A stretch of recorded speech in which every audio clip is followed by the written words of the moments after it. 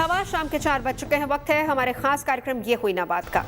कहते हैं कि जोड़ियां आसमान में बनती हैं। शादियों का सीजन चल रहा है और हमारी परंपराओं के मुताबिक शादी के लिए लड़का और लड़की दोनों की रजामंदी ज़रूरी होती है। कुंडलियां भी मिलाई जाती हैं। कहते हैं कि अगर कुंडली के 36 गुण मिल जाएं तो मान लीजिए कि शादी सफल होती है।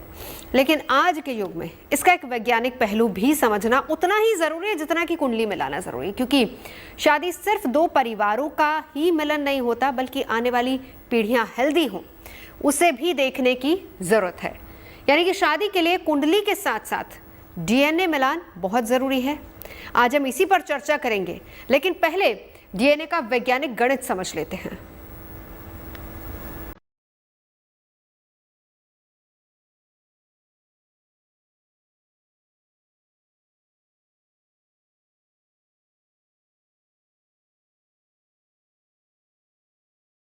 कहते तो यही है कि जोड़ी आसमान में बनती है, लेकिन सच यही है कि उसे निभाते हम इस धरती पर हैं। हमारे यहाँ शादियों के लिए कुंडली मिलाने का रिवाज है। धर्म और जाति को देखकर शादी की परंपरा भी पुरानी है, लेकिन साइंस की माने तो रिश्तों के इस कुंडली कनेक्शन से ज्यादा अहम है डीएनए की कुंडली। क्योंकि अगर शादी से पहले डीएनए की ये कुंडली देख ली जाए तो समझिए जिंदगी आसान भी है और हसीन भी। रिलेशनशिप के डीएनए की बात करें उससे पहले समझ लेते हैं कि आखिर इसकी एबीसीडी है क्या।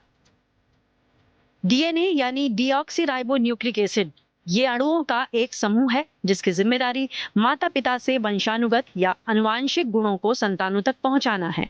आसान भाषा में कहें तो डीएनए हमारे शरीर की वो कोडिंग है जो माता पिता से बच्चे तक पहुंचती है, जिसकी वजह से माता पिता की आदतें, उनका चेहरा मोहरा बच्चों में रिफ्लेक्ट होता है। अब इसी डीएनए को साइंटिस्ट हेल्दी रिलेशनशिप के लिए जरूरी मान रहे हैं। दो लोगों के बीच रिलेशनशिप को लेकर साइंस की समझ सीधी है। विज्ञान मानता है कि शादी जेनेटिक तौर पर जितनी दूर होगी उतनी ही हेल्दी रहेगी। उसके मुकाबले रिश्ते नातों में किए गए रिश्ते आगे बच्चों में आनुवांशिक बीमारियों की वजह बन सकते हैं। साइंस का ये भी कहना है कि अलग अलग नस्ल और जेनेटिक रूप से अलग अलग लोगों में शादी हो तो उनसे हुए बच्चे मानसिक तौर पर स्वस्थ और दिमाग से तेज होते हैं, उनकी हाइट भी ज्यादा होती है और ऐसे बच्चे जेनेटिक बीमारियों से दूर रहते हैं। कर लेना चाहिए कि कुंडली मिलान या आप ब्लड ग्रुप का मिलान करते हैं तो उसमें डीएनए मिलान में यह सुनिश्चित कर लेना चाहिए कि जो बीमारी वर पक्ष को है वो कन्या पक्ष में न हो। तभी संभावना होती है कि वो बीमारी आपके अंदर ट्रांसफर नहीं होगी। अगर हम ज्योतिष की बात करें तो इसमें जो 36 गुण मिलान में जो नाड़ी होता है इसमें 8 अंक मिलते हैं सबसे ज़्यादा। तो कहा जाता है कि दोनों की नाड़ी भी एक नहीं होनी चाहिए, क्योंकि नाड़ी एक होने का मतलब कि ब्लड ग्रुप में फिर वो विकृति आ जाती है जिससे कि संतान होने में वो समस्या आ जाती है। रिलेशन को लेकर डीएनए का साइंस भले ही हमें आज समझ में आया हो, लेकिन भारतीय परंपरा सनातन काल से गोत्र से बाहर ही शादी के पक्ष में रही है। यही वजह है कि हिंदू परंपरा में शादियां दादी नानी के गोत्र से बाहर की जाती हैं, ताकि शादी करने वाले दो लोगों के बीच दूर दूर तक भी खून का रिश्ता ना हो। डीएनए की खोज से भी सदियों पहले ही ये हमारे पुरखों की समझ थी कि परिवार के भीतर रिश्ता आने वाली नस्लों के लिए ठीक नहीं है। जो भी परिवार एक ही घराने में शादी करते हैं, जैसे जो ब्लड रिलेशंस शादी आपस में करते हैं, जैसे कि कजन्स में शादी होना, भाई बहनों में शादी होना या दूर के कजन्स में भी शादी होना, उनमें इस तरीके के डिफेक्टिव जीन एक साथ जोड़े में आना और उनकी वजह से जेनेटिक बीमारियां होना बहुत कॉमन देखा जाता है। इसलिए हमारे में ये हिंदू रीति रिवाजों के हिसाब से ऐसा कहा गया है कि एक ही गोत्र में शादी हमें नहीं करनी चाहिए। तो इसका एक साइंटिफिक बेसिस है ताकि हम अलग अलग जेनेटिक पूल्स में विवाह करें और हमें इस तरीके की बीमारियां जो हैं वो इनहेरिट होने के चांसेस बहुत कम हो जाए। दरअसल शादी को लेकर अलग अलग धर्मों में मान्यताएं अलग अलग हैं। दुनिया में तमाम समाज ऐसे हैं जो परिवारों में शादी से परहेज करते हैं, तो वहीं कुछ धर्मों और मान्यताओं में अपने रिश्ते नाते में शादी की परंपरा है।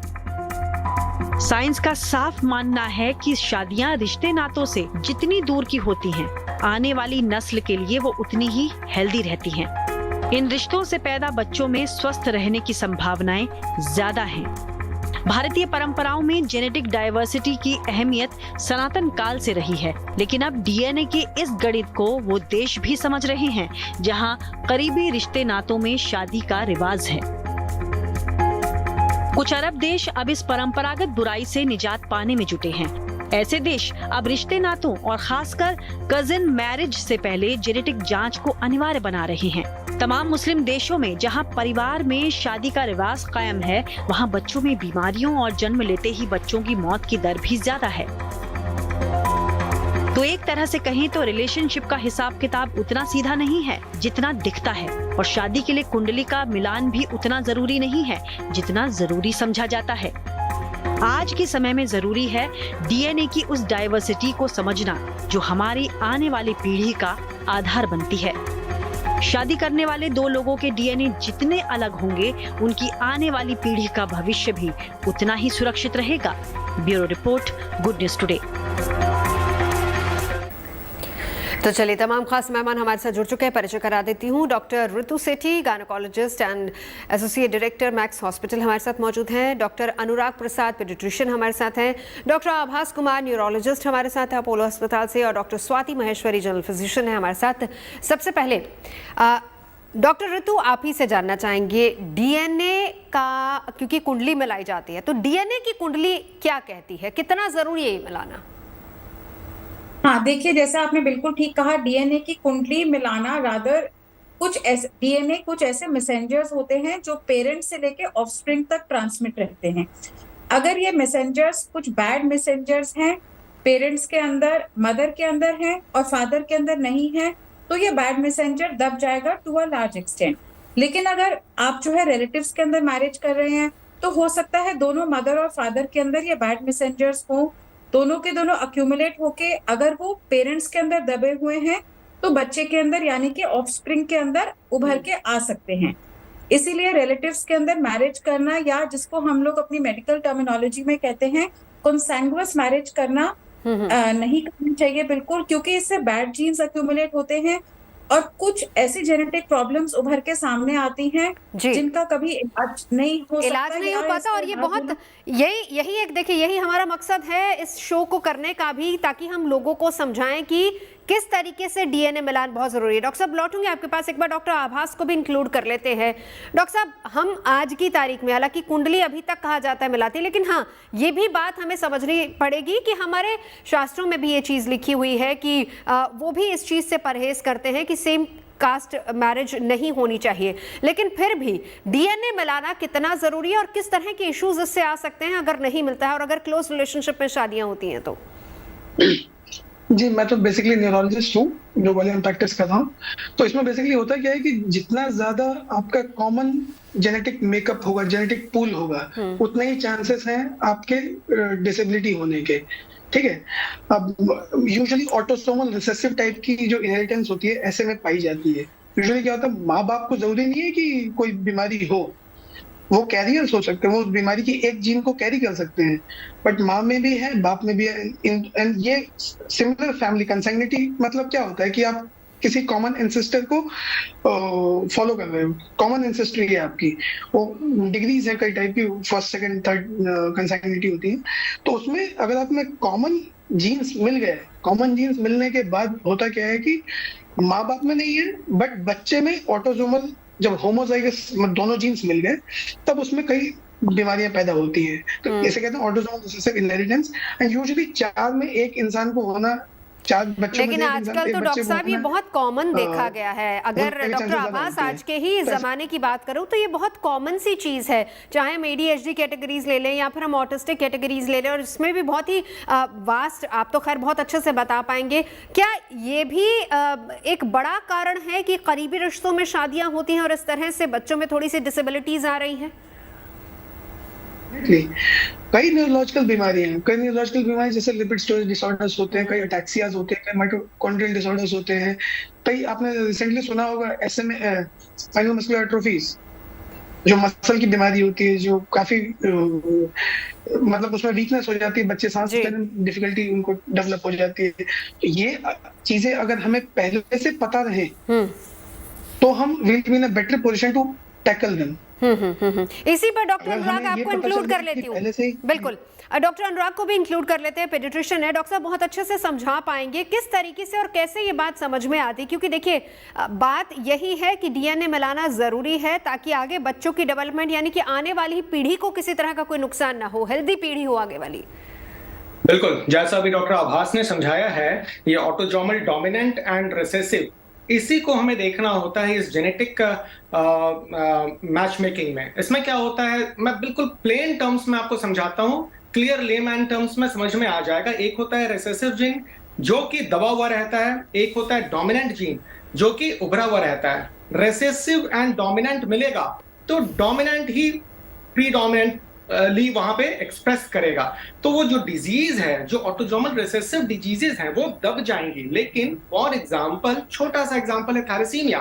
थैलेसीमिया में क्या होता है, मदर से आता है रिसेसिव, फादर से आता है रिसेसिव, ये दोनों जब मिलते हैं तो जो ऑफ स्प्रिंग होगा वो हो जाएगा ऑटोजोमल रिसेसिव एंड थैलेसीमिया बच्चों में मैनिफेस्ट कर जाएगा।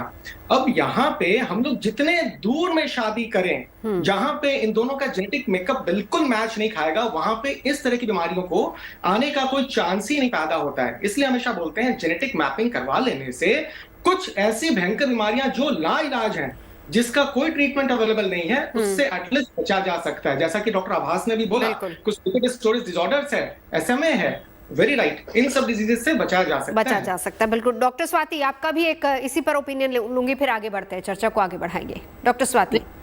बहुत अच्छे से अभी सब लोग समझा ही रहे। देखिए, हमें ये समझना है, बहुत जैसे कि भूरी आंखें हैं, वो एक डोमिनेंट ट्रेट है, यानी कि अगर फादर या मदर में से किसी एक की भी ये जीन आती है तो बच्चे में भूरी आंखें दिख जाएंगी। लेकिन नीली आंखों के लिए हमें दोनों से जीन्स चाहिए, तब बच्चे में नीली आंखें दिखेंगी। अब जरूरी नहीं है माँ बाप में नीली आंखें हों, लेकिन अगर उनमें वो जीन है और दोनों की मिल गई तो बच्चे की नीली आंखें होंगी। इसी तरह से बहुत सारी हमारी बीमारियां हैं जिसमें अगर माँ और बाप दोनों से वो जीन आ जाए तो वो उभर करके सामने आ जाती है बच्चे में।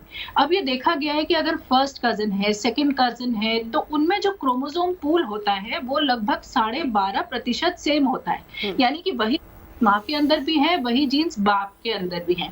और ऐसी स्थिति में जब बच्चा पैदा हो रहा है तो उसमें वो जुड़ी हुई जीन्स साथ में उभर करके आने की संभावना है किसी और शादी से या किसी और कपल से कहीं ज्यादा हो जाती है, क्योंकि ऐसे में वो जीन साथ में आने की संभावनाएं बहुत बढ़ जाती हैं।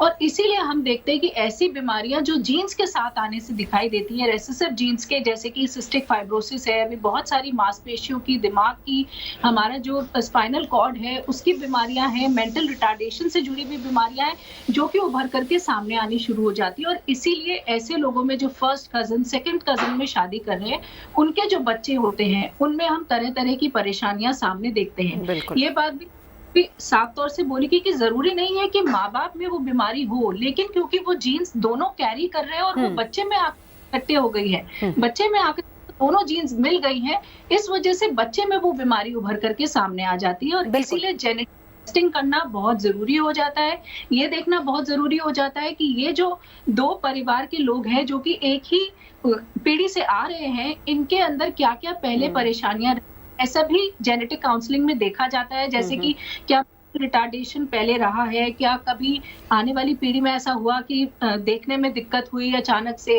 या जो है सुनने में शुरुआती दिनों में दिक्कत आ रही है, या जो है कंजेनाइटल डिफेक्ट्स हैं, यानी कि बच्चा जब पैदा होता है तो पैदाइशी दिक्कतों के साथ जो है वो आ रहा है, ये चीजें देखी जाती है। मिर्गी के कहीं पड़े हैं पहले फैमिली में, तो ये सारी ऐसी चीजें हैं जो एक इंडिकेशन देती हैं कि हाँ, ये संभावना है कि जो बच्चा है उसमें भी इस। आपने एक शब्द का इस्तेमाल किया, जेनेटिक डीएनए काउंसलिंग की बात आपने की, लेकिन हम उस पर तब जाते हैं जब हमारे सामने परिणाम होता है, लेकिन बहुत ज़रूरी है कि उससे पहले कम से कम बातचीत कर ली जाए। और सबसे बड़ा जो फॉर्मूला यही कहा जाता है, जो आप सब लोग बता रहे हैं अभी तक की चर्चा में सामने पे, सबसे क्लियर फॉर्मूला ये कि जितने दूर के रिश्तों में शादियां होंगी उनसे पैदा हुए बच्चे हेल्दी होंगे। डॉक्टर ऋतु, मैं आपसे जानना चाहूँगी, यही से चर्चा को आगे बढ़ाएंगे, लेकिन ये बताइए कि क्या कंसीविंग में भी इश्यूज आते हैं अगर क्लोज रिलेशनशिप में मैरिजेस होती हैं तो? देखिए, कंसीविंग में हो सकता है इश्यूज ना आए अगर क्लोज रिलेशन में मैरिज हो रही है, लेकिन मिसकैरेज के चांसेस बढ़ते हैं अगर प्रोजेनी खराब है, अगर बच्चे के अंदर कोई जेनेटिक, मोस्टली यूजुअली जो फर्स्ट ट्राइमेस्टर के अंदर मिसकैरेजेस होते हैं 60 to 70% जेनेटिक कॉजेस होते हैं। तो अगर बैड जीन्स बेबी के अंदर आ गए हैं, प्रोजेनी के अंदर अगर बैड जीन्स आ गए हैं, तो हाँ, मिसकैरेज के चांसेस बढ़ते हैं ऐसे केस के अंदर। कंसीविंग का इशू नहीं आता, लेकिन कंसीव करने के बाद कई बारी वो प्रेगनेंसी फर्दर कैरी ऑन नहीं हो पाती, क्योंकि बेबी के अंदर जो है जेनेटिक प्रॉब्लम आ गई है। तो इसीलिए जैसे कि हम बार बार बोल रहे हैं, जितनी दूर के रिलेशन में मैरिज होंगे, प्रेगनेंसी सक्सेसफुली कैरी करना इजी रहे। बिल्कुल। हमारे साथ इस वक्त डॉक्टर अनुराग भी हैं। डॉक्टर साहब, ये भी बताइए, क्योंकि आप पेडिट्रिशियन भी हैं, ये भी बताइए कि क्लोज रिलेशनशिप में पैदा हुए बच्चे और दूर के रिलेशनशिप में, क्योंकि आजकल तो इंटरकल्चरल मैरिजेस भी बहुत ज़्यादा हो रही है, कितना डिफरेंस आता है? क्या कुछ अंतर दोनों में नजर आता है? बहुत हद तक इसमें डिफरेंस आपको देखने को मिला है। जितनी कॉन्सैंग्युनिटी बढ़ेगी, जैसे आपने देखा ना 3 degree 2 degree and first degree, जैसे जैसे डिग्रीज बढ़ती जाएंगी फर्स्ट डिग्री की ओर हम लोग जाएंगे, रिलेटिव्स में जाएंगे, उतने ही वो जो बेबीज जो अभी ऑफ स्प्रिंग जो न्यू आ रहे हैं उनमें डिजीज मैनिफेस्ट ज्यादा करेगा। जहां तक दूर शादी के होने का सवाल है, तो मदर का जो जेनेटिक कॉम्पोजिशन होगा, फादर का जो जेनेटिक कॉम्पोजिशन होगा, वो बिल्कुल डिफर करेगा। एंड वहां से रिसेसिव मदर से एंड फादर से रिसेसिव आना बहुत मुश्किल है, एंड ऑफ स्प्रिंग में 2 रिसेसिव नहीं आएगा। तो इसलिए ये जो परंपरा चली आ रही है, इस धर्म में भी अगर आप देखो, हिंदू धर्म में जो ये मानते हैं कि हमें गोत्र मिलाना चाहिए, तो वो क्यों मिलाते हैं? वो इसलिए मिलाते हैं क्योंकि ब्लड में शादी, ब्लड रिलेशंस में अगर मैरिज होता है, तो ये जो ऑफ स्प्रिंग है उनमें डिजीज ज्यादा मैनिफेस्ट करता है। इवन आपने देखा होगा पहले के समय में क्या होता था, इवन लोग गांव में भी शादी करना पसंद नहीं करते थे, वो दूर दराज दूसरे गांव में करते थे। क्यों? इसके पीछे रीजन यही था, जो अब साइंटिफिकली नजर आ रहा है, अब ये दिख रहा है कि आखिर क्या रीजन था। तो जेनेटिक ये मैचिंग का जो मेन फॉर्मूला है वो वहीं से निकल कर आया है, जिसे आज विज्ञान ने, साइंस ने आपको सामने रखा है ना, आपको बताया है कि यहाँ आपको दूर ब्लड रिलेशन से दूर आपको मैरिज करना चाहिए। बिल्कुल, ये तो शास्त्रों में लिखा ही हुआ। डॉक्टर आभास, यही बात मैं आपसे जानना चाहूंगी, फर्क कितना नजर आता है दोनों में? क्योंकि कहा जाता है कि अगर दूर के रिलेशनशिप में शादी हुई है तो बच्चा बहुत स्मार्ट, बहुत इंटेलिजेंट होता है। दोनों में कितना डिफरेंस होता है? देखिए, बच्चा अगर किसी ऑटोसोमल रिसेसिव बीमारी या कोई ऐसी कंसैंग्निटी की वजह से कोई बीमारी से अगर अफेक्टेड है, तो डेफिनेटली उसकी मेंटल हेल्थ पे असर पड़ेगा। अगर उसकी मेंटल हेल्थ पे असर पड़ता है तो डेफिनेटली उसके मेंटली रिटार्डेड या इंटेलेक्चुअल डिसेबिलिटी होने के चांसेस बढ़ जाते हैं। वो स्कॉलास्टिक परफॉर्मेंस उसकी पुअर रहेगी, वो स्कूल में अपने पीयर्स के साथ कोप अप नहीं कर पाएगा। Eventually sometimes it can be fatal also, even जानलेवा हो सकती है बीमारियां। बट जैसे ही आपका जेनेटिक पूल टोटली डिफरेंट होगा, तो डेफिनेटली आपकी बीमारियों, हेरिडिटरी बीमारियों की पॉसिबिलिटी कम होगी। डेफिनेटली उनमें बीमारियां, बाकी बीमारियां कम होंगी, वैरायटीज आएंगी, वैरायटी ऑफ जीन्स आएंगे, एंड डेफिनेटली वो इंसान बेटर होगा। यानी हम हेल्थ वाइज कह सकते हैं कुछ ज्यादा हेल्दी होगा। Yes, definitely. तो किस तरह के केसेस, अगर आप एक आध केस एग्जांपल देके हमें समझा पाए तो? देखिए, मैंने तो जस्ट रिसेंटली 2-3 दिन पहले की बात है, एक बच्ची थी, SMA की पेशेंट थी, वो ऑटोसोमल रिसेसिव बीमारी होती है। उसमें उस बच्ची के चारों हाथ पांव वीक थे, चारों हाथ पांव में कमजोरी थी, उसको सांस लेने में भी यहाँ तक डिफिकल्टी हो रही थी। तो व्हेन वी इवैल्यूएटेड, जब उसका जेनेटिक वर्कअप कराया गया, पूरा होल एक्सोम सीक्वेंसिंग सब कुछ कराया, तो देन उसमें निकल के आया कि SM जीन होती है, वो दैट वाज पॉजिटिव। तब हमने मदर फादर का किया, mother was also positive, father was also positive, but they were the carriers, they did not manifest, वो उनको manifest नहीं किए, और ये बेचारी ultimately she was the person। कुछ प्री कंसेप्शनल काउंसलिंग करे, स्पेशली उन फैमिलीज में। एक्चुअली उनकी फैमिली में एक और बच्ची थी, उसको भी सिमिलर इलनेस थी।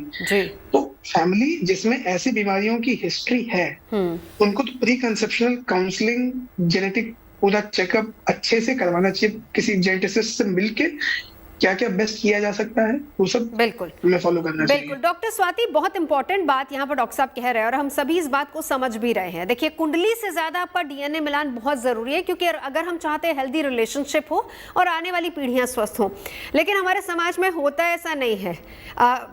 कोई भी इस बात को मानता नहीं। हालांकि वही बात आती है कि आप तब उस चीज को समझते हैं जब आपके सामने रिजल्ट आ जाता है। बिल्कुल, और यही बहुत चिंता की बात है, क्योंकि अब आप देखिए इससे बहुत सारे लोग ऐसे हैं जिनकी दुकान चलती है, क्योंकि जब इस तरह से बच्चा पैदा होता है जिसको इस तरह की परेशानियां होती हैं, तो बहुत सारे झाड़ फूक वाले सामने आएंगे, बहुत सारे इस तरह के लोग सामने आएंगे कि हमने तो बोला था प्रेगनेंसी में ये करना चाहिए था, नहीं करा, अब उसी की वजह से बच्चा ऐसा पैदा हुआ है। तो ये लोग इसका साइंटिफिक रीजन समझने की कोशिश नहीं करते हैं कि क्या किस वजह से ऐसा हुआ। दूसरा देखिए, ये कुदरत का नियम है। आज अभी हम मनुष्यों की बात कर रहे हैं, लेकिन आप चाहे जानवरों में ये चीज उठा करके देख लीजिए, चाहे हमारी जो हम क्रॉप्स उगाते हैं उसमें भी देख लीजिए। जब हमें ऐसी क्रॉप चाहिए होती है जिसकी की ज्यादा कैरेक्टरिस्टिक्स हो, जो ज्यादा मौसम को झेल सके, जो कि ज्यादा अच्छी हो, तो हम क्रॉस ब्रीडिंग कराते हैं। वहीं जानवरों की भी जब नस्ल ऐसी बनाई जाने की कोशिश की जाती है जिनमें की ज्यादा ताकत हो, जो कि ज्यादा काम कर सके, जिनमें बीमारियां कम हो, तो उनकी भी क्रॉस ब्रीडिंग कराई जाती है। तो ये जो क्रॉस ब्रीडिंग है, यानी कि जहां हम अपने जीन पूल से बिल्कुल फर्क जीन पूल में शादी करा रहे हैं, और जो होने वाली पीढ़ी है उसके अंदर एक मिक्सचर ऑफ दो जीन्स अलग अलग ग्रुप्स की आएगी, वो माना जाता है कि कहीं बेहतर होती है, उसमें बीमारियां कम से कम होती हैं, और उनकी जो लर्निंग कैपेबिलिटीज होती हैं वो कहीं बेहतर होती हैं, इसकी बजाय कि फर्स्ट कजन या सेकंड कजन में या एक ही पीढ़ी के लोग जो है वो आपस में शादियां कर रहे हैं। अगर आप देखिए भी तो विश्व में इस वक्त लगभग 20% लोग ऐसे हैं, पूरे विश्व में 20% ऐसी जनता है जिनमें की फर्स्ट कजन सेकंड कजन में शादी हो रही है। और इसी आप देखेंगे कि उसी आबादी में सबसे ज्यादा इस तरह की परेशानियां बच्चों में दिख रही है, जिनकी उम्र कम है, देर से चलना शुरू करेंगे, देर से बोलना शुरू करेंगे, देर से सीखना शुरू करेंगे, सब चीजें उनके सारे माइलस्टोन्स डिलेड होंगे, या पैदाइशी उनके अंदर दिक्कतें होंगी, या ऐसी ऐसी बीमारियां होंगी जिनके की शायद इलाज नहीं है, या बच्चे का जो पूरी तरह से डेवलपमेंट है या जो उसकी उम्र उसे अचीव करनी चाहिए वो नहीं अचीव कर पाते हैं। जल्दी डेथ होती है ऐसे बच्चों की, तरह तरह की बीमारियों की चपेट में आते हैं। तो ये एक बहुत बड़ा मुद्दा है, और इस चीज को लोगों को समझना बहुत जरूरी है कि अगर हम सेम फैमिली पूल में शादी कर रहे हैं तो आने वाली पीढ़ी जो है वो कमजोर होने की संभावनाएं बहुत बड़ी। बिल्कुल, चलिए यहीं से चर्चा को हम आगे बढ़ाएंगे। तमाम खास मेहमान लगातार हमारे साथ जुड़े हुए हैं। फिलहाल यहाँ रुक रहे एक छोटे से ब्रेक के लिए। मुझे तकरीबन 21 साल हो गए पत्रकारिता करते। खबरों को समझना और उनको समझाना मुझे बहुत अच्छा लगता है। तो कुछ ऐसी खबरें समझेंगे और आपको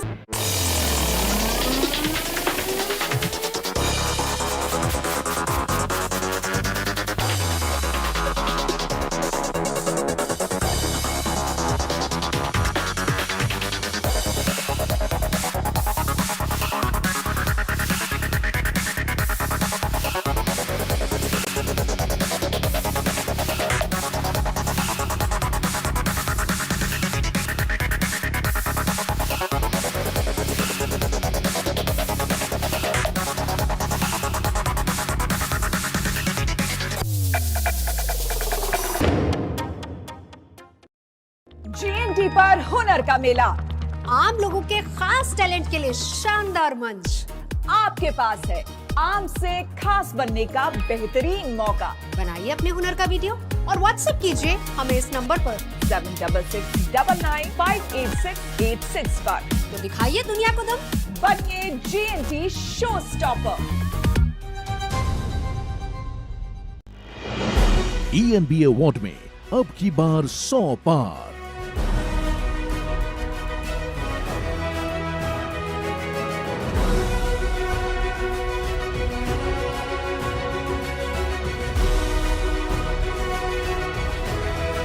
अच्छी खबर का हुआ अच्छा असर। गुड न्यूज ने बनाया जनता के दिलों में घर।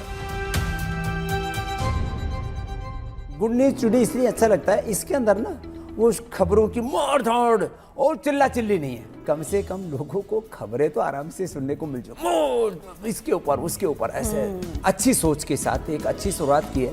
इसके परिणाम भी अच्छे आने चाहिए। वैसे अच्छी चीजों की मार्केट आजकल बढ़ रही है। देश देख रहा है अच्छी खबरें। गुड न्यूज टुडे, अच्छी खबर, सच्ची खबर। हमारी नजर से कोई भी खबर बचती नहीं, चाहे कहीं कोई खबर वायरल हो रही हो या कोई न्यूज ट्रेंड कर रही हो। खबरों के मेन्यू में लंच टाइम पर हम परोसेंगे ऐसी खबरें जो आपके काम की हैं, आपके सरोकार की हैं। मैं शगुफ्ता और मैं आदिति लेकर आएंगे आपके लिए सिर्फ GNT पर।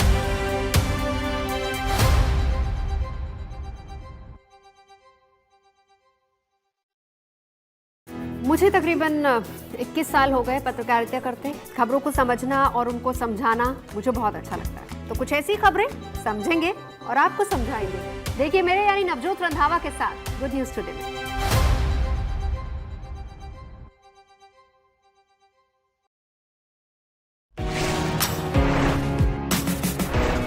खबरों को परख कर परोसना हमारी जिम्मेदारी है। इसीलिए खबर के किंतु परंतु को हम सच्चाई की कसौटी पर कसते हैं, तब लेकर आते हैं वो सच्ची खबर जो आपको अच्छी लगे। तो अच्छी और सच्ची खबरों का वक्त रात 8 बजे गुड न्यूज टुडे पर। ये शो है जरा हटके।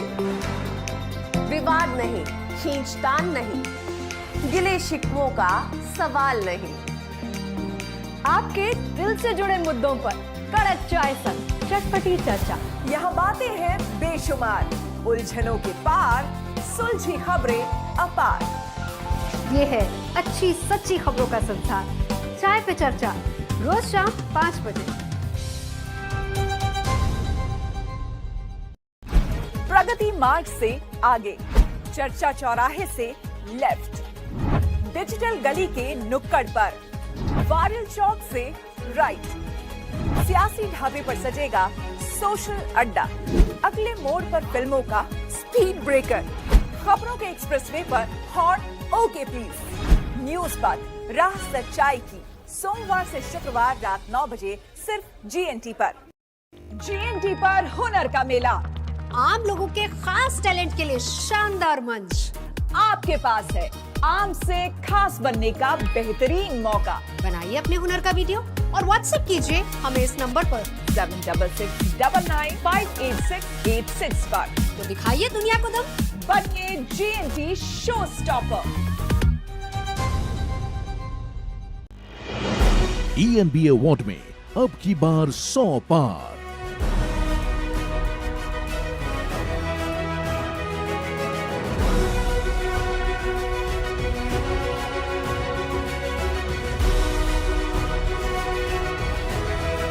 अच्छी खबर का हुआ अच्छा असर। गुड न्यूज ने बनाया जनता के दिलों में घर।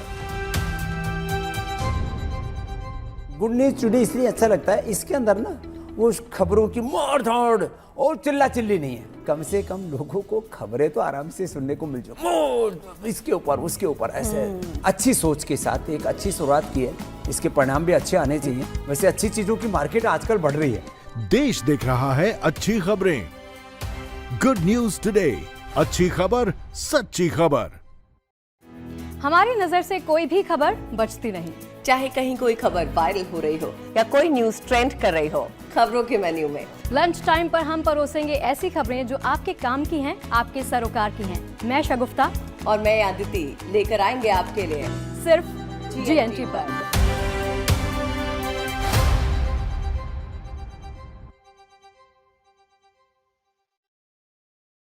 मुझे तकरीबन 21 साल हो गए पत्रकारिता करते। खबरों को समझना और उनको समझाना मुझे बहुत अच्छा लगता है। तो कुछ ऐसी खबरें समझेंगे और आपको समझाएंगे। देखिए मेरे यानी नवजोत रंधावा के साथ गुड न्यूज टुडे में।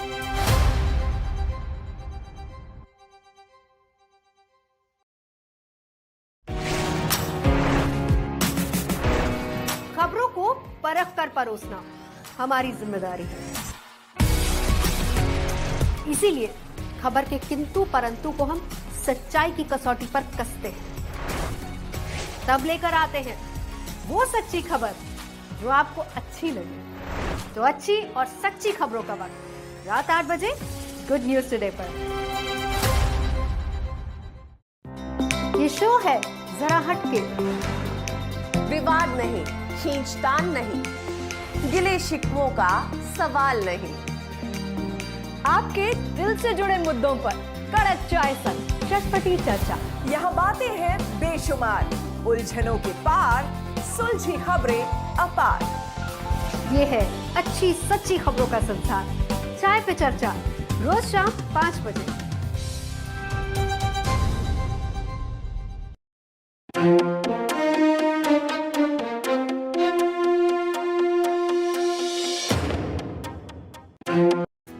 हमारी हमारी नजर से कोई भी खबर बचती नहीं। चाहे कहीं कोई खबर वायरल हो रही हो या कोई न्यूज ट्रेंड कर रही हो, खबरों के मेन्यू में लंच टाइम पर हम परोसेंगे।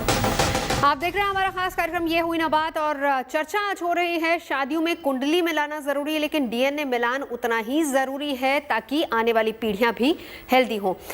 डॉक्टर स्वाति, आपसे एक सवाल मैं यहाँ करना चाहूँगी। सवाल ये है कि हम बात कर रहे थे कि क्लोज रिलेशनशिप में शादियाँ जितनी होती हैं उसमें इशूज़ ज़्यादा आते हैं, दूर के रिश्तों में शादियाँ अगर हों तो कम आते हैं। और ऐसी एक हमारे पैनलिस्ट ये भी बता रहे थे कि ऐसा भी होता था कि दूर के गाँव में जाके शादियाँ होती थी, अपने गाँव में भी लोग शादियाँ नहीं करते। लेकिन आजकल इंटरकास्ट इंटर रिलीजन मैरिजेस भी बहुत कॉमन हो गई हैं, आजकल इसका एक्सेप्टेंस भी ज़्यादा हो गया है। इसका कितना पॉजिटिव असर होता है? देखिए, जीन पूल जितना डिफरेंट होगा उतना डेफिनेटली जो पीढ़ी आएगी आगे वो बेहतर होगी, उसके जीन पूल और बेहतर होगा। तो ये तो डेफिनेटली है। अब इसमें रिलीजन या कास्ट में नहीं बोलूंगी बहुत फर्क पड़ता है, क्योंकि यहाँ हम बात कर रहे हैं वो पूल।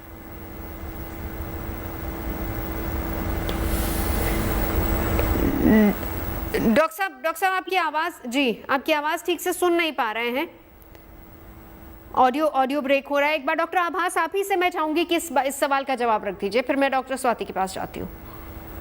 देखिए, बेसिक कंसेप्ट ये है कि जितना ज्यादा आपका जेनेटिक पूल डिफरेंट होगा तो definitely inter cultural, inter religion, इन सब में डेफिनेटली जेनेटिक पूल डिफरेंट है। तो डेफिनेटली उससे जो ये ऑटोसोमल रिसेसिव बीमारियों की जो टेंडेंसी होगी वो काफी कम होगी और ऑलमोस्ट नील के बराबर होगी। ठीक है। And definitely different genetic pool से तो कुछ मदर की कैरेक्टरिस्टिक जीन्स होंगी, कुछ फादर कैरेक्टरिस्टिक जीन्स होंगी। जब दोनों मिलकर जब ऑफस्प्रिंग में आएंगी तो डेफिनेटली वो एक बेटर वर्जन होगा उन दोनों का मिक्सचर का। ठीक है। तो ये है बेसिक फंडा कि आपको जितना ज्यादा आप डिफरेंट जेनेटिक पूल में जाएं उतना अच्छा रहेगा प्रोजेनी के लिए फ्यूचर में। बिल्कुल, ताकि उसकी मेंटल कैपेसिटी इनहेंस्ड हो, उसकी इम्यूनिटी बूस्टअप हो, एंड ये सब जो बीमारियां होती हैं जो कंसैंग्यूनिटी मिल जाती है उससे तो कोसों दूर हो। बिल्कुल, इसी का जवाब डॉक्टर स्वाति आपसे लूंगी, लेकिन उससे पहले डॉक्टर अनुराग आपके पास आना चाहूंगी। क्या आजकल इस तरह के केसेस बढ़े हैं डिसऑर्डर के?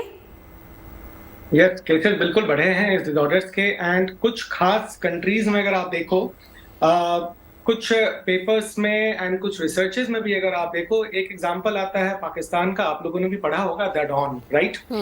उसमें क्या है, 50% ये जो इंक्रीमेंट हुआ है 50% देखा गया है। वहां पे चूंकि कॉन्सैंग्यूनियस मैरिज ज्यादा होती हैं तो वहां पे ये जेनेटिक डिसऑर्डर्स ज्यादा देखने को मिला है। तो कहीं ना कहीं ये कजन मैरिज के वजह से नंबर ऑफ केसेस अभी धीरे धीरे बढ़ते हुए नजर आ रहे हैं। लेकिन जैसा आपने क्वेश्चन पहला पूछा था कि क्या इंटरकास्ट मैरिज करने से यहाँ पे बेनिफिट मिलेगा या नहीं मिलेगा, ऑफ कोर्स जितना जेनेटिक मेकअप डिफर करेगा, जितना डिफरेंट होगा, उतना ही आगे चलकर हमें फायदा मिलने जा रहा है। वो जो कमिंग ऑफ स्प्रिंग्स हैं वो थोड़े ज्यादा इंटेलिजेंट, ज्यादा smart, of course her field में वो दूसरों को एक्सेल करने के कंडीशन में रहेंगे। तो ये बात आपकी बिल्कुल करेक्ट है कि इंटरकास्ट मैरिज का इस पे कुछ इफेक्ट पड़ रहा है या नहीं, तो डेफिनेटली पड़ रहा है।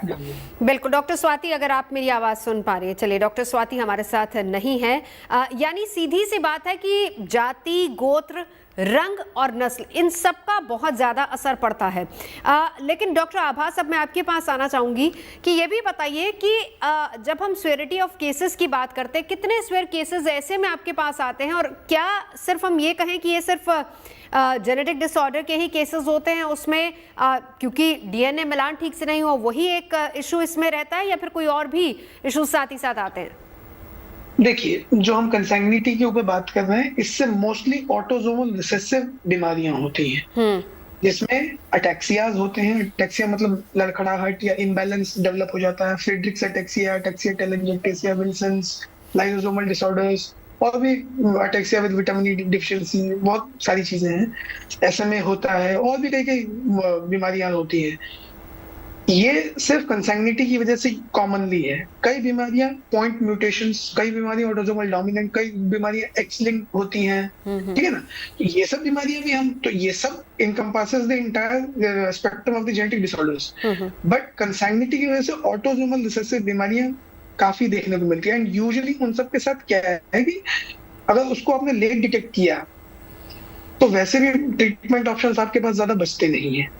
तो सबसे पहला चीज है कि prevention is better than cure. आप उसको प्रिवेंट कर लीजिए, प्री कंसेप्शुअल काउंसलिंग कीजिए ताकि बच्चे में ऐसी अनवांछित बीमारियां आए ही ना। अगर कोई आती है तो उसको अर्ली इंटरवेंशन से, if they are treatable ones, अगर उसको ट्रीट किया जा सकता है प्रॉपर्ली तो उसको ट्रीट किया जाए। जैसे विल्सन्स है तो इसको ट्रीट करने के लिए हमारे पास दवाइयां उपलब्ध है, यू कैन ट्रीट देम।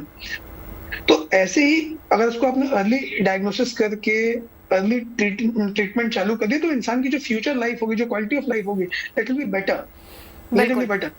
अगर हमारे पास फुल्ली डैमेज स्टेट में आता है पेशेंट तो फिर उसमें बहुत ज्यादा करने के लिए हमारे पास भी ऑप्शंस रहते नहीं है। मेरे ख्याल इसमें डॉक्टर अनुराग बहुत अच्छे से क्लियर कर पाएंगे, पेडियाट्रिशियन है। डॉक्टर साहब, आपको सबसे पहले इस बात का मेरे ख्याल से आभास हो जाता है, क्योंकि नॉर्मली जब आप बच्चे को ट्रीट करना शुरू करते हैं तभी से इस बात का आभास हो जाता है कि कहीं किसी तरह का कोई डिसऑर्डर तो नहीं है। आपने बिल्कुल सही कहा। मैं आपके सामने एक छोटा सा एग्जांपल दूंगा, आपको क्लियर हो जाएगा वो कैसा केस था। आप इमेजिन कर सकते हो 5 to 6 months ओल्ड बेबी कैसे वो गोद में आपके पास आया होगा, एंड पेरेंट्स का कहना था कि मेरे बेबी में डेवलपमेंट नहीं हो रहा है, ग्रोथ नहीं हो रहा है अच्छे से जितना होना चाहिए एक 6 महीने के बच्चे का। एंड मैं ये नोट कर रहा हूँ कि मेरा बेबी धीरे धीरे धीरे गोरा होता जा रहा है। हम दोनों का कलर इतना अच्छा नहीं है, लेकिन हमारे बेबी का कलर बहुत अच्छा है, बहुत ही फेयर कॉम्प्लेक्शन है। तो जब उनको मैंने कंप्लीटली एग्जामिन किया बेबी को, तो हमें मिला सीवियर पेलर। आप समझ सकते हो सीवियर पेलर, वो हाईली अनीमिक था, मतलब वो खून की कमी उस बच्चे में थी। एंड स्प्लीन एक ऑर्गन है, जैसे लीवर राइट हैंड में होता है वैसे ही स्प्लीन लेफ्ट हैंड साइड में होता है, वो उसकी बढ़ी हुई थी। तो हमें वहां पे शक गया कि कहीं कुछ तो जेनेटिक मामला है इसके साथ। टेस्ट करवाया एंड आपको पता है इस बच्चे को थैलेसीमिया मेजर निकला। मेजर कहने का मतलब है monthly her 28 to 30 days life long blood transfusion चढ़ता रहेगा। बाद में जब हमने पेरेंट्स का टेस्टिंग करवाया तो दोनों पेरेंट्स, मदर वो भी निकली थैलेसीमिया की कैरियर एंड फादर वो भी निकले थैलेसीमिया के कैरियर। अगर यही शादी के पहले इनको पता होता कि ये दोनों थैलेसीमिया से कैरियर हैं तो दोनों फिर आपस में मैरिज के लिए सोचते भी नहीं। तो यही मैं आपको बताना चाह रहा हूं कि एट अर्लीस्ट बिल्कुल एक चीज, हाँ डॉक्टर साहब एक चीज इसी के साथ, अगर डॉक्टर स्वाति, अगर आपने डॉक्टर अनुराग की बात सुनी हो, इसी के साथ साथ मैं एक और चीज आपसे जानना चाहूंगी, क्योंकि नॉर्मली जब भी कोई लेडी कंसीव करती है तो तमाम सारे टेस्ट उनके होते हैं, क्या ये चीजें उसमें क्लियर नहीं हो पाती, पहली बात। और क्या बिफोर कंसीविंग, क्योंकि आजकल तो सब लोग काउंसलिंग में भी जाते हैं, क्या मदर और फादर यानी लड़का लड़की दोनों को अपने सारे टेस्ट नहीं करवाने चाहिए? देखिए, कराना चाहिए। अगर आपकी कंसैंग्विनस मैरिज है, फर्स्ट कजिन सेकंड कजिन में आप मैरिज कर रहे हैं, तो डेफिनेटली आपको बच्चे के बारे में सोचने से पहले ये जेनेटिक टेस्टिंग करानी चाहिए। जहां तक बात प्रेगनेंसी में टेस्टिंग की है, तो कुछ टेस्ट ऑलरेडी ऐसे हैं जो कि हर प्रेगनेंसी में किए जाते हैं। फर्स्ट ट्राइमेस्टर में, सेकेंड ट्राइमेस्टर में कुछ इस तरह के जेनेटिक टेस्ट किए जाते हैं जो कि ब्लड से भी लिए जाते हैं, अल्ट्रासाउंड के द्वारा भी कुछ पैरामीटर्स को चेक किया जाता है, और फ्री सेल डीएनए टेस्टिंग भी होती है, जिसके द्वारा ये जाना जाता है कि जो बच्चा है उसमें कोई जेनेटिक डिफेक्ट्स हैं या नहीं है। लेकिन ये भी एक बहुत एक्सटेंसिव टेस्ट नहीं है, क्योंकि हम कुछ चुनिंदा बीमारियों के लिए ही ये टेस्ट करते हैं। लेकिन जहां बात आती है कि शादी ऐसी जगह हो रही है जहां दोनों का जीन पूल काफी हद तक सेम है, तब हमें और ज्यादा टेस्टिंग, तब जो हमारी मौजूदा टेस्टिंग है जो कि हम हर प्रेगनेंसी में करते हैं, उससे कहीं ज्यादा टेस्टिंग करने की जरूरत होगी, और ये देखने की जरूरत होगी कि क्या जो बच्चा आ रहा है उसमें ये आने वाली तकलीफें है तो नहीं, क्या उसमें कोई इस तरह के जेनेटिक डिफेक्ट्स तो नहीं है जिसकी वजह से उसे जिंदगी भर संघर्ष करना पड़ेगा। तो ये चीजें तब हमें जरूर से चेक करानी चाहिए। अब ज्यादातर दिक्कत क्या होती है कि लोगों को इसके बारे में जानकारी ही नहीं है। पहली बात तो इसकी जागरूकता ही नहीं है कि अगर हम फर्स्ट कजिन सेकंड कजिन में शादी कर रहे हैं तो ये दिक्कतें आने वाले समय में हमें देखनी पड़ेगी। दूसरी बात ये है कि इनसे कैसे हम इनके लिए पहले से टेस्टिंग करा सकते हैं, क्या जेनेटिक काउंसलिंग कहीं होती है या नहीं होती है, इसके लिए हम कैसे जाएं, इन सब चीजों के बारे में भी लोगों को ज्यादा इसीलिए डॉक्टर स्वाति, जेनेटिक काउंसलिंग बहुत जरूरी है। आज के इस शो को करने का मकसद भी हमारा यही है कि कुंडली आप मिलाते हैं, लेकिन उससे पहले जरा जेनेटिक काउंसलिंग के लिए पहली बात जाएं। और वही बात जो हमारे तमाम पैनलिस्ट ने भी इस बात को अग्री किया है कि शादियां जितनी दूर के रिलेशनशिप में होंगी उतनी आने वाली पीढ़ी हेल्दी होगी। आप सभी हमारे साथ आए चर्चा के लिए बहुत बहुत शुक्रिया। फिलहाल यहाँ रुकेंगे एक ब्रेक के लिए। आप देखते रहिए गुड न्यूज टुडे।